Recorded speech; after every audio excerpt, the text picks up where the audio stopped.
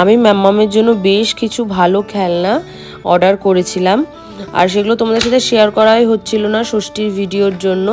চলো এবার থেকে এক এক করে শেয়ার করছি। তো ফার্স্টেই যেই গেমটা অর্ডার করেছিলাম সেটা হচ্ছে geometric shape matching puzzle board কিনেছিলাম। তো এটা ভীষণই সুন্দর দেখতে, খুব কালারফুল, এখানে তুমি কালারও চিনতে পারবে, আর তাছাড়া বিভিন্ন রকমের শেপ আছে। মাম্মাম এখনও পুরোটা না বুঝতে পারলেও এগুলো যে তোলা যায়, ও যে হাতে ধরতে পারছে এটাই অনেক। এরপরে আস্তে আস্তে ও ঠিক পাজলে মিলিয়ে নেবে, একটু সময় দিতে হবে।